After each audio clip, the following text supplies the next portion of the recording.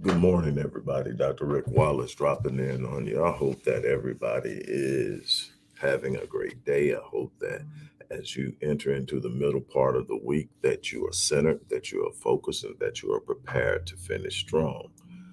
Look, I'm going to get right into it.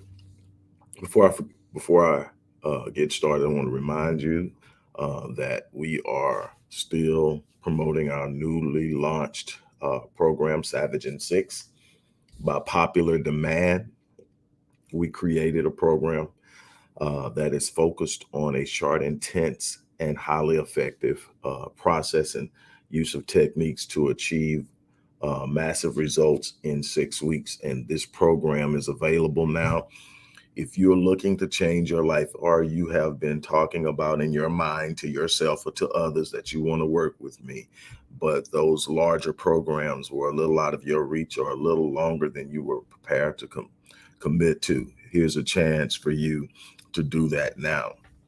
It's in the description box, and it's also on some of the platforms that we're on. It's also in the chat, the link to do so. But let's talk a little bit about why uh, it's important, um, or it would be effective or a good idea to work with yours truly. People ask, why are you so comfortable charging what you charge for people to work with you? And the simple answer is I am extremely good at what I do. I'm extremely effective at what I do. I'm the only one that I'm aware of, and there's some bad people out there, but I'm the only one that I'm aware of that does what I do the way I do it. And I have a 99% success rate. But that isn't even why it's important. It's not the hundreds of people I've helped directly in one-on-one situations. It's not the thousands that I've impacted through my material, my books, my lectures, and speaking engagements. It's this. When I was a little kid, early in life, my great grandparents took me in and adopted me because I was born to a 15-year-old mother and an absent father. In fact, I never got to meet my father. The first time I saw my father was in a coffin at his wake and funeral. Never got a chance to forge the relationship that I always wanted to have with him. He passed away when I was 14 years old. Um, my mother, because of the closeness and age and a bunch of other things, we never developed the mother son. We have our moments. We've had our moments, and everything like that. Never any hostile moments or anything like that. But she wasn't uh, in the role of mother, and so I was reared by my grandmother's parents. It had its pros and its cons. I would excel in school. Was a uh, great athlete, uh, but I would say in my own assessment underperformed early in life, um, because my focus was all over the place. Would come back in my late 20s, early 30s, and do it again, and have success and fun when I was more focused.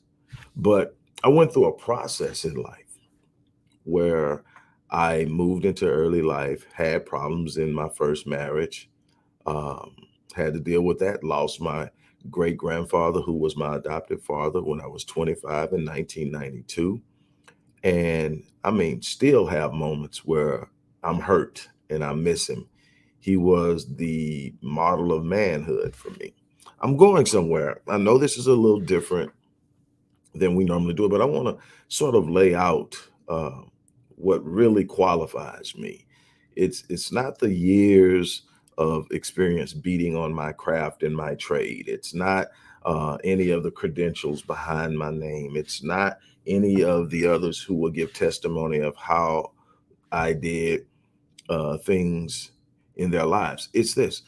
Despite all that, I decided that I was going to do something in my life, and I was going to be different. And I would have these believably great moments. And I started to move. And as I moved into my 30s, things really started to take off. And then, um, 2006, um, things started to come down, and I couldn't stop it. And there were a bunch of things, and some of it was my arrogance, some poor decision making, but the business. I mean, I had been very successful, extremely successful, financially as a business owner. Um, and it was a point where it seems like almost everything that I touched turned to gold. But then all of a sudden it started crashing, it started coming down. And I was doing everything I could to stem the tide, to block off the hemorrhaging, and it wouldn't go. And it got to a point in 2012, in the lowest part of my life. I mean, over a 6 year period of time, that was these incremental hard hits. And in 2012, I hit rock bottom. I went from living in a gated community, literally uh, going eeny, meeny, miny, mo to choose what car I was going to drive, to waking up one morning in a city that I wasn't that familiar with and realizing that I had snow on me. Yeah, literally, I was completely at rock bottom, homeless. Very few people knew about it because there was a part of me that didn't want to admit it was happening. And there was another part of me that just knew a lot of people would actually not care. Others would actually delight in it because that's just how people are. Very few people in your circle are truly for you. I learned this the hard way. But here's the reason why I can sit up and I get people results, because I've lived it. I've walked it out. I've simply done it. But it started there, and it started with a mindset, and that's one of the things I teach people that I work with. It starts with a mindset. The mindset is, I can't lose. I refuse. It doesn't mean that I won't have setbacks. It doesn't mean that I won't experience failures in different points in time. What it means is I won't quit.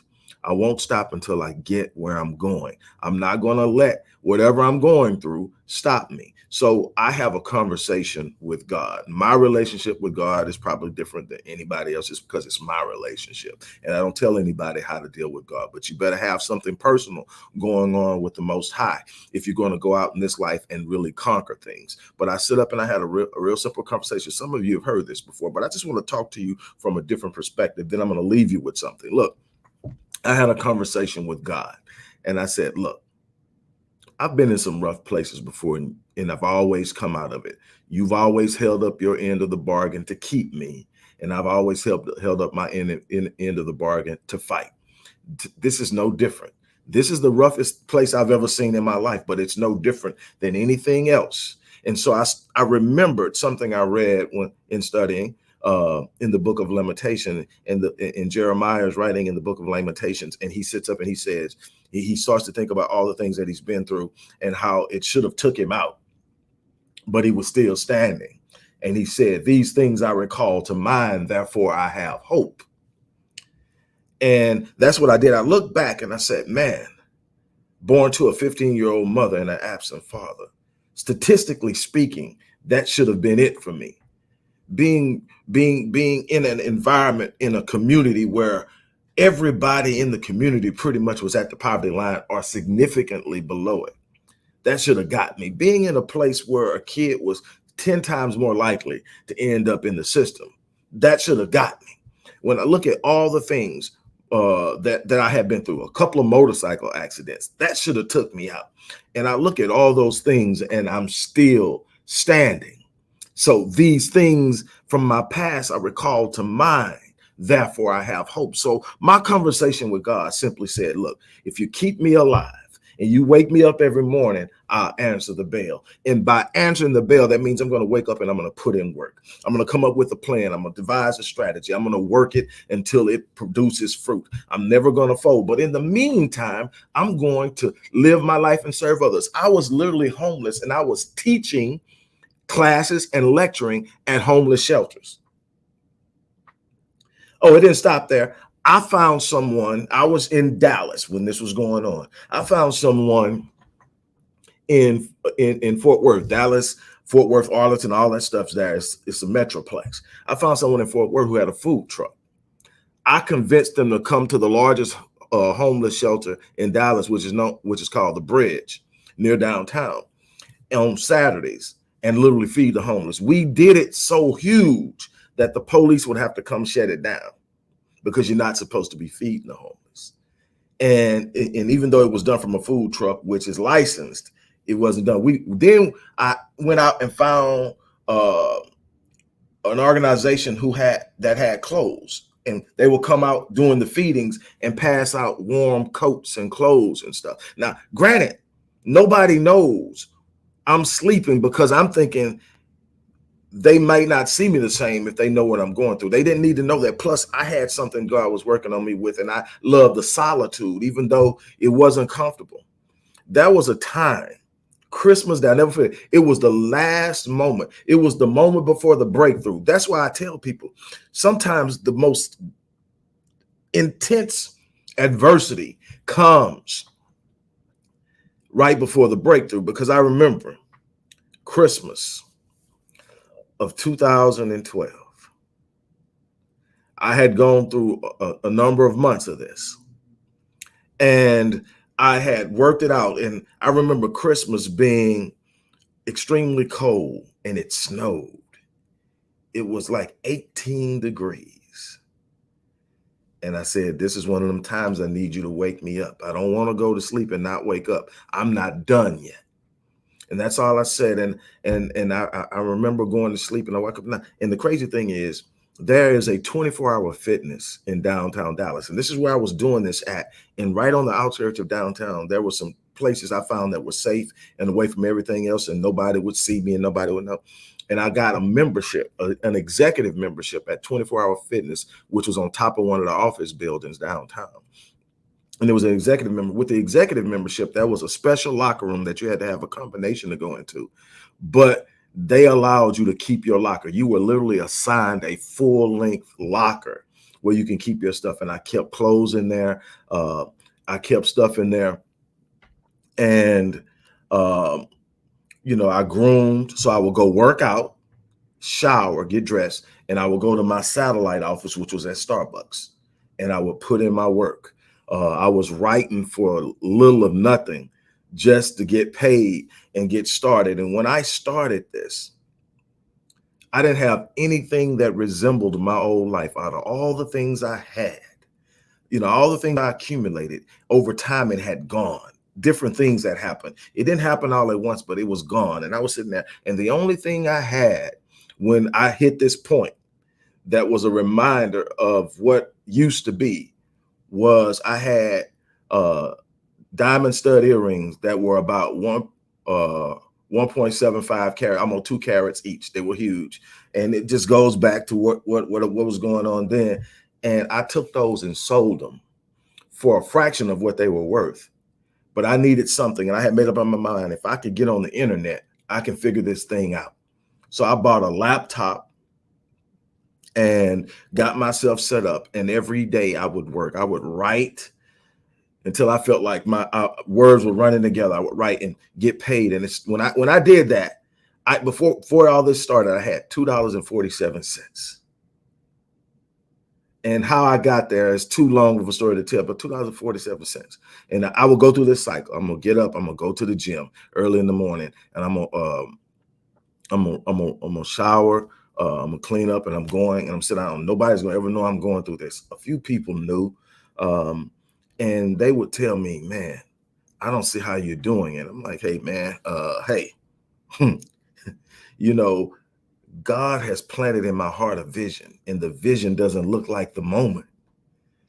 I don't know if you can understand that. See, there's somewhere you're going that's greater than where you're at. But you got to be faithful in your trust in the process, in the trust of your gift, in the trust of your purpose, to the point that you don't give in, to the point that you don't let go, to the point that you don't fold. And you sit up and make up in your mind that I'm either going to die or I'm going to achieve this thing I've set out for. Well, I remember waking up that morning after Christmas, getting up, doing it like it was any other day. I thank God that I'm still living and breathing. I went in and put in the work, but then I got a phone call. And on the phone was a friend from a church that I had been serving at. All while this is going on. Say, hey, man, I'm about to move out of my apartment over here, and I'm about to move downtown, and I have several months left on my lease. I talked to another person who has since just become deceased. He was murdered, but he was someone I was mentoring. He said, I think this would be a good opportunity for the two of you. And I said, man, I'm in. So that was my last time being out and exposed. After that lease was up, I got my own place and I haven't looked back. I'm now sitting in an office overlooking the city in Houston, but it didn't come overnight. So what I'm telling you is, when I tell you I get things done, it's from a place, because I'm not just doing it from a step-by-step process somebody gave me. I'm doing it because I know what it feels like to be hammered.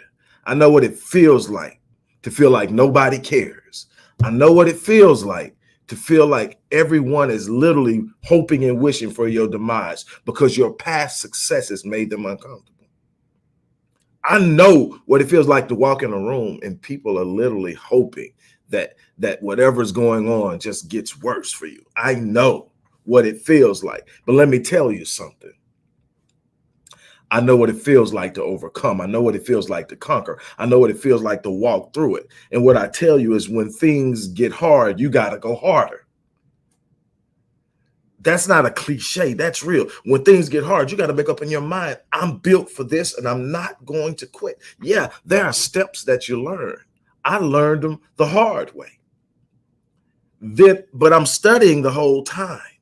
How can I take my experience in human behavior and parlay it into helping people change their lives, where many will never have to come to this point that I had to come to before they move to the next level. And those who are at or below where I've been can still know it's possible to rise, that no matter where you're at, you can come out. I said, how? So I started to literally study. So I started to literally transition out of writing to try to make it happen to actually helping people.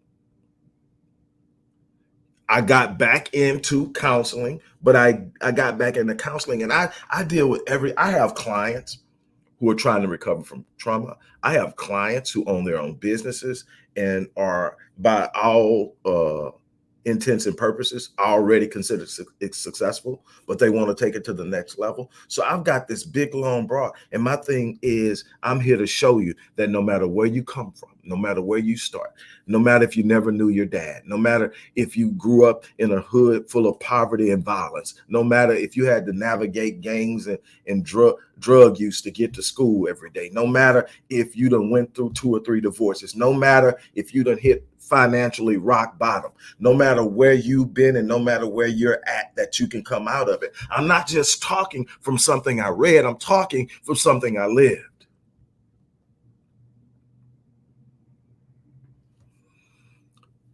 You know, every morning I wake up and I give God thanks from a place that you probably can't imagine. And then when I wake up and I come to work and I'm driving to work and I'm thinking about, man, I remember when, I had fallen so low that there wasn't anything to drive. I was walking or at best riding a bike. And I'm sitting there and I'm thinking about it. And then I walk into this office and I gaze out and I look into the horizon in the morning. And I realize just how powerful God is in my life, but also how much I contributed to coming out by refusing to quit, by applying myself, about not buying into the lie that it was over. Look, I want to present a premise or a proposal to you. I want you to really think about this. Something that I've realized in my life in writing 24 books, in having started multiple companies and currently running multiple companies, that's something I realized in working with individual peoples and speaking in lectures and all the things that I've done that has exposed me to so many people. This is something that I've learned, that your life has an echo. And what that means is that the actions of your life will literally echo throughout eternity. There's going to be a reverberation or vibration and representation to your actions and your movements in this life that will transcend your life and will echo into eternity. Here's the question: are the actions you're taking profound enough that those echoes will be heard after you're gone? That's your legacy. Will the echoes that you make in this life be so profound that they can be heard throughout eternity? Or are you so docile, so timid, so afraid, so broken that your echoes are but a mere whisper in the imprint that you're leaving on this world? God didn't design you for mediocrity. He didn't design you to be small. He didn't design you to simply exist. He didn't design you to spend your whole life in survival mode. It's time for you to take the steps necessary to change your life. So when people ask me, why should I get Savage in 6? It's because you're looking at somebody who walked out the principles that will be taught and ingrained and put forth in your personal plan for those 6 weeks. This isn't some little course I went to for 6 weeks. I've lived it in my life since I was a kid. You're talking to somebody who literally did their first speaking engagement at 3, thanks to my grandmother, well, my great grandmother. And I've been speaking ever since. I think the right way to say that is ever since, but hey, I've been speaking since then. And my goal is to change as many lives as I possibly can. And I thank God for the gift and the capacity to do so. So that's why I invite people to work with me. That's why I'm successful at what I do, because I actually feel and can understand what it's like to be in the worst place you've ever been and have to fight your way out of it. So here it is. What are you going to do? Are you going to accept the lie of defeat? Or are you going to rise up and move and take action and do what's necessary? That's the question. On that note, I'm going to get out of here. Before I do, I'm going to leave this link one more time in the chat. It's also in the description box for those who are ready to make a move. This is by popular demand. People wanted a shorter version of the things I do in 12 weeks, 18 weeks, 26 weeks, and 52 weeks. Here's the 6-week version. It's highly intense, but it definitely works. I'm excited about it, so I'm challenging everybody. Hey, if you're serious, let's make something happen. But it's up to you. On that note, I'm out of here.